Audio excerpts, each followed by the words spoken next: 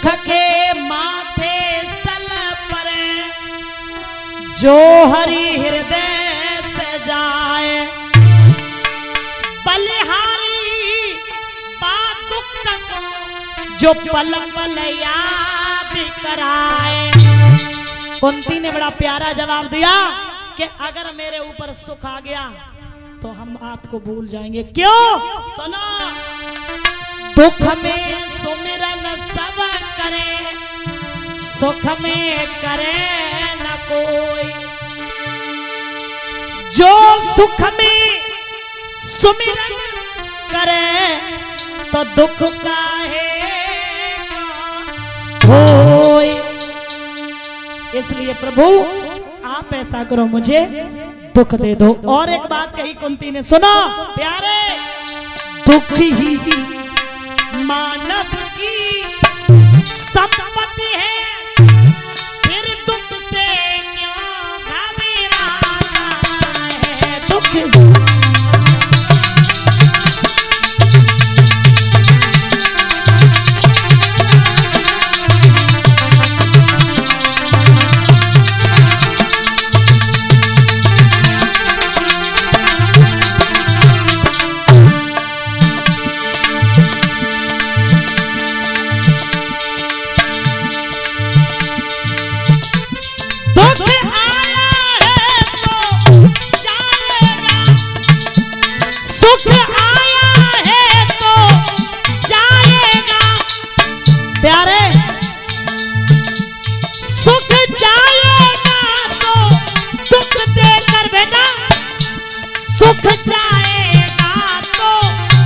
देकर।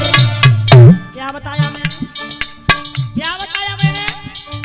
दुख आया है तो जाएगा, सुख आया है तो जाएगा। दुख जाएगा सुख देकर और सुख जाएगा दुख देकर। तो अच्छा क्या हुआ? दुख जाएगा सुख देकर और सुख जाएगा। बोलो बोलो पीछे वाले, दुख जाएगा सुख देकर और सुख जाएगा दुख देकर के। तो अच्छा क्या हुआ? सुख दुख देकर जाएगा और दुख सुख देकर। फिर अच्छा क्या है? दुख अच्छा हुआ ना? क्या अच्छा हुआ? दुखी बता रहे, बोलिए बोलिए। आपने दुख बताया है, सुख दुख। बहुत सुंदर। सुख देकर जाने वाले से ये मानव क्यों घबराता है। सुख दे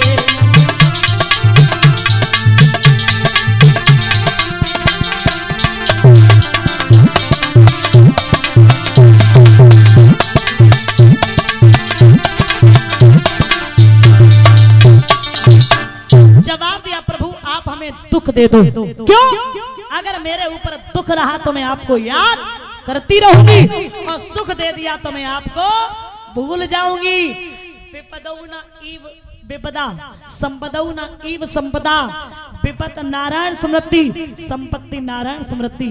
विपत्ति विपत्ति नहीं होती है, संपत्ति संपत्ति नहीं होती है। भगवान को भूल जाना विपत्ति है, भगवान को याद रखना संपत्ति है। तो कहा हमें दुख दे दो। यहाँ क्या नजारा देखा है? समय वो था पितामह बाणों की सैया पे पड़े थे, चारों तरफ लहसों पे चील कौआ घूम रहे थे। तो उसी समय भगवान ने कहा कि बुआ हम तुम दुख और सुख में पड़े, पितामह बाणों की सैया पे पड़े।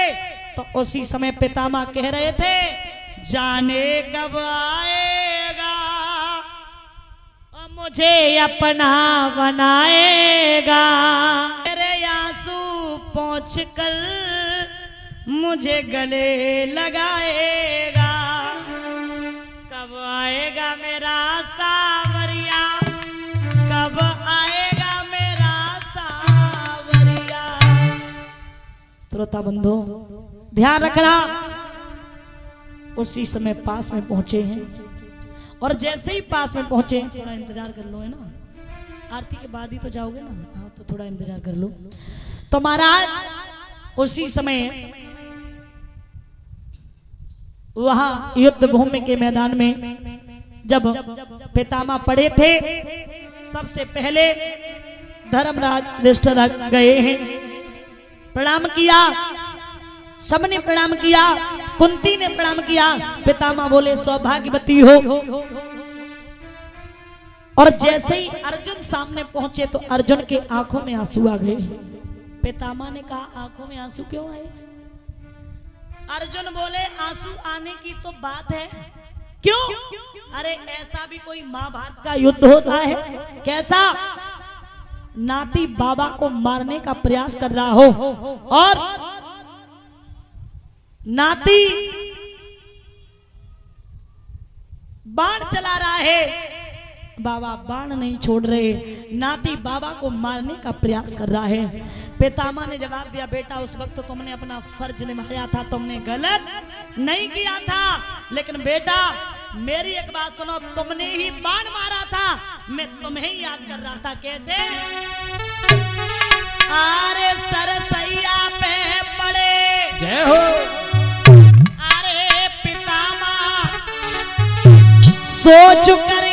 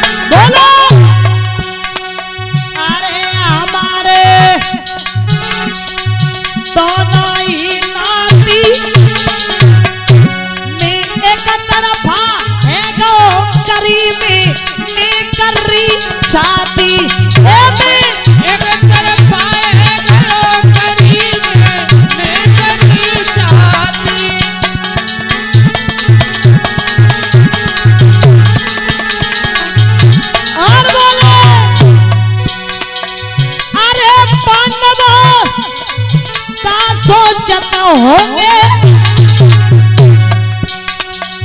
धर्मराज दरबारया जो हम जवाब देंगे।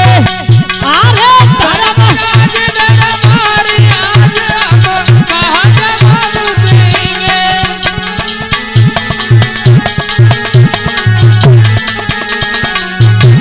और बोले अरे बुलाई दे को निकट तकिया दे लगाई दिखाई दे कोई महाभारत को। तकिया दे लगाई दिखाई दे कोई महाभारत को।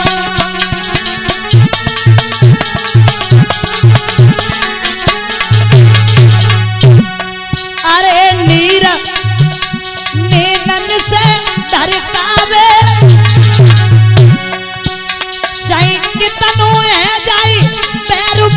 सुधी अपनी की आवे। अरे कितनो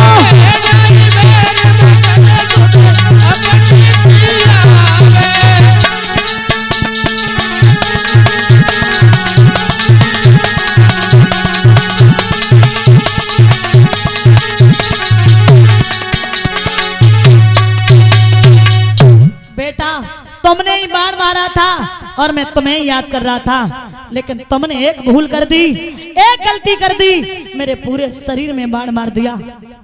एक बाण अगर तुम मेरे मस्तक में मार देते तो शायद ये दुख देखने के लिए हमें नहीं मिलता, नहीं मिलता।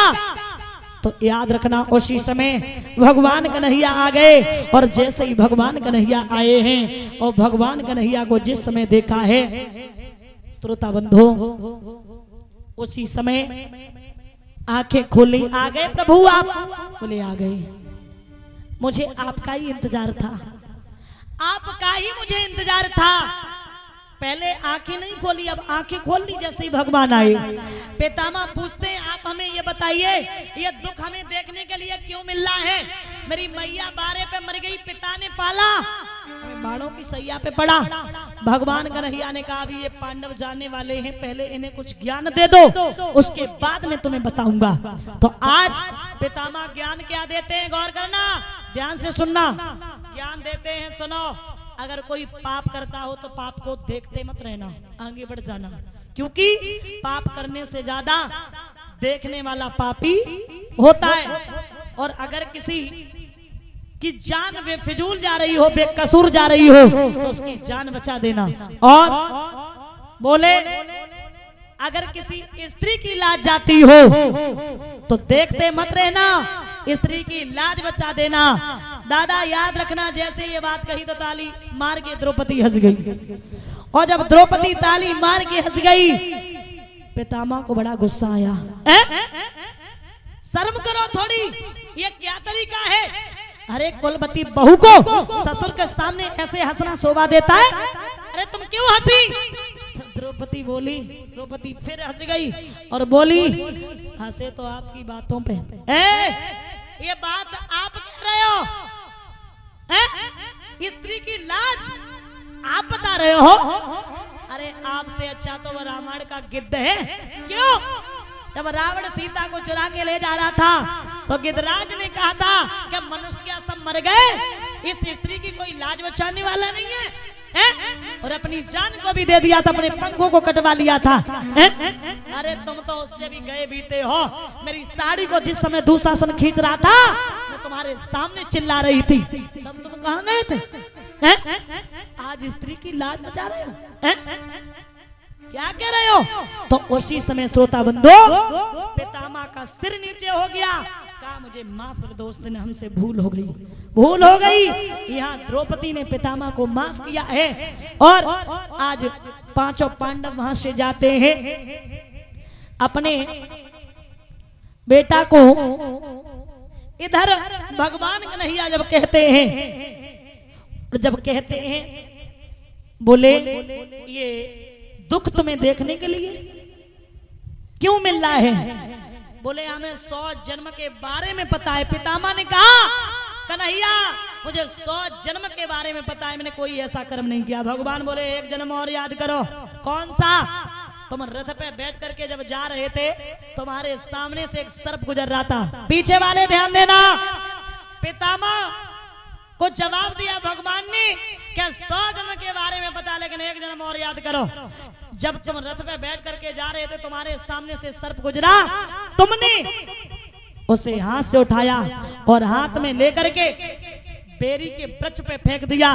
पूरे शरीर में कांटे लग गए, और जितने कांटे उसके शरीर में लगे उतने ही बाण आपके शरीर में घुसे हुए हैं। और जितने दिन में तड़प तड़प के वो सर्प मरा, उतने ही दिन आज आपको बाणों की शैया पे हो गए। इतना सुन करके पितामह ने अपने प्राणों को छोड़ दिया।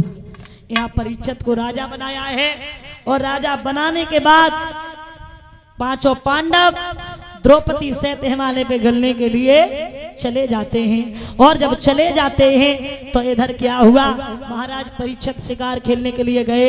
इन्होंने क्या देखा,